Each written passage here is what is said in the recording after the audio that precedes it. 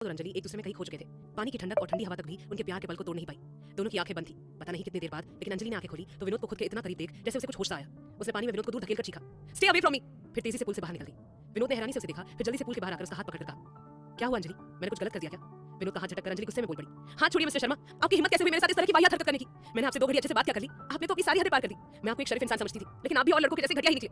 अंजलि की बात सुनकर विनोद का गुस्सा 7वें आसमान पर पहुंच गया। उसने अंजलि को कंधे से कसकर पकड़ा और दीवार की ओर धकेलते हुए कहा, हाउ डेयर यू, तुम्हारी हिम्मत कैसे हुई मुझसे इस तरह बोलने की? और क्या कहा तुमने? मैं घटिया हूं? तुम्हें मैं घटिया लगता हूं? तुम अपने आप को बहुत हूर की परी समझती हो ना, जो मैं तुम पर मरा जा रहा हूं तुम्हारे ऊपर। कहते हुए विनोद ने अंजलि का हाथ और कस के दबाते हुए कहा, लिसन मिस अंजलि, आज जो तुमने मुझ पर इल्जाम लगाया है ना, उसे शांत होकर सोचना कि ये सब मेरी ही तरफ से हुआ।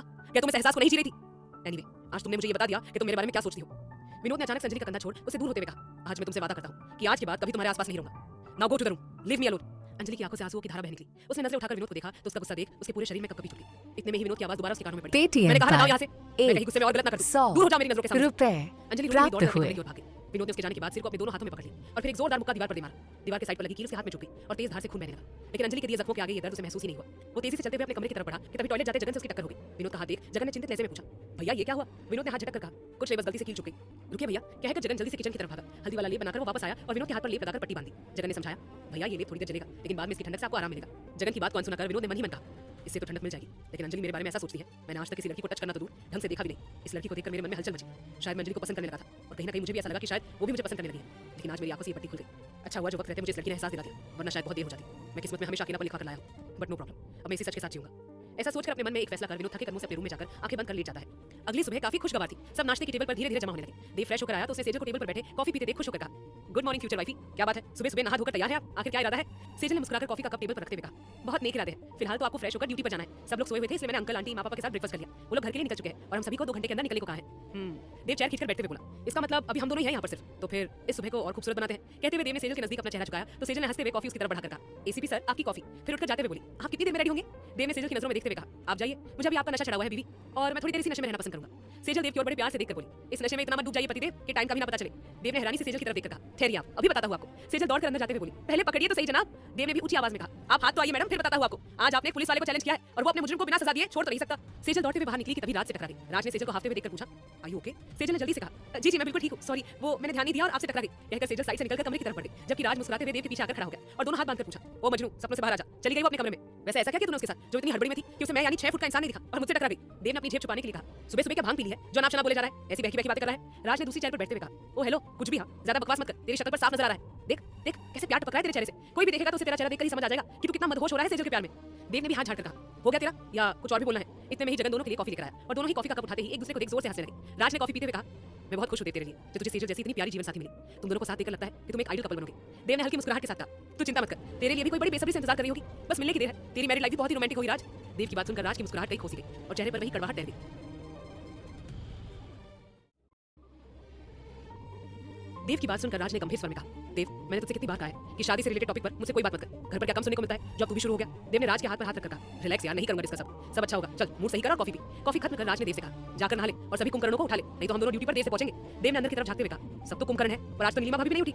राज ने हल्की हंसी के साथ कहा, भाई ने रात को देर तक जगाया होगा इसलिए भाभी की नींद नहीं खुली। देव ने हैरानी से कहा, मतलब हद है यार, भाभी को भी नहीं छोड़ा, पल में खड़ूस और दूसरे पल भाई की टांग खींचते हुए तुझे शर्म नहीं आती? राज ने तपाक से कहा, ओ दूर है मजनू, मैं सेजल नहीं हूं जो अपना मुंह मेरे मुंह से लगा रहा है, दूर हट तू, खुद तो आज पूरी तरह से सेजल के नशे में डूबा हुआ है और इल्जाम मुझ पर लगा रहा है। देव उसके कंधे पर मारकर बोला, कुछ नहीं हो सकता तेरा, बैठा रहे और सोचता रहे, मैं तो चला नहाने।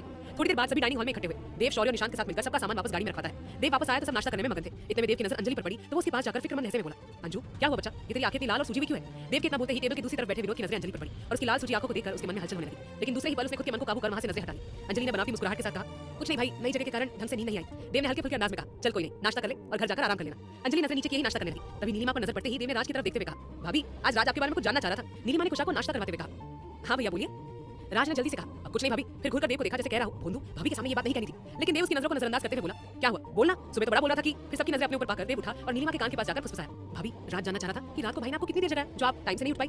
देव की बात सुनकर नीलिमा ने एक नजर राज की ओर देखा, फिर देव के कान पकड़कर जोर से बोली, राज भैया के नाम पर ये सवाल आप ही कर सकते हैं। यही सवाल मैं भी आपकी फर्स्ट नाइट के बाद सेजल से पूछकर आपको जवाब दूंगी। देव को छोड़ डाइनिंग टेबल पर मौजूद सब हंसने लगे, जबकि देव अपने कान से हिलाते हुए घूरकर राज को देखते हुए मन ही मन बोला, अच्छा बेटा शराफत का चोगा उड़ा हुआ है तूने सबके सामने, तुझे तो मैं बाद में बताऊंगा। उसी वक्त गगन नाश्ते के बर्तन उठाने आया। विनोद के हाथ से कप लेते हुए उसने पूछा, भैया अब आपको दर्द तो नहीं हो रहा ना? सब एकदम से चौंक कर जगन की बातें सुनकर विनोद की ओर देखने लगे। निशांत ने जल्दी से पूछा, क्या हुआ विनोद? विनोद ने हल्के फुल्के अंदाज में कहा, कुछ नहीं बस छोटी सी चोट है।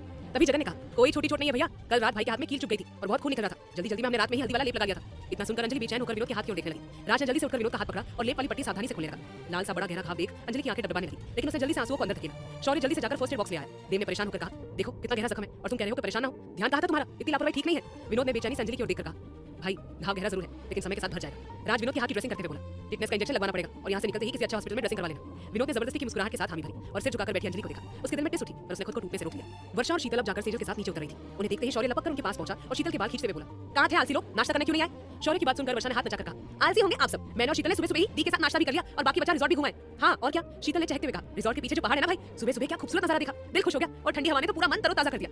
सेजल ने तभी कहा, चलो बहुत हुआ तुम दोनों का घूमना, अब चलो। देव ने कहा उन्हें ड्यूटी पर जाने में देर हो जाएगी। सेजल की बात सुनकर तीनों एक साथ बोल पड़े, जो हुकुम मिसेस मित्तल, ये कहकर तीनों हंस पड़े, जबकि सेजल शर्मा कर रहे थे। गाड़ी के पास आकर सब बारी बारी एक दूसरे से मिलकर जाने लगे। कुशा को सबने बारी बारी प्यार किया। छोटी सी कुशा ने सबसे दोस्ती कर ली थी। शीतल के पास आते ही कुशा ने उसे बाय कहा तो शीतल ने बदले में चॉकलेट पकड़ाकर प्यार से कहा, क्या आप मुझसे भी दोस्ती करेंगी?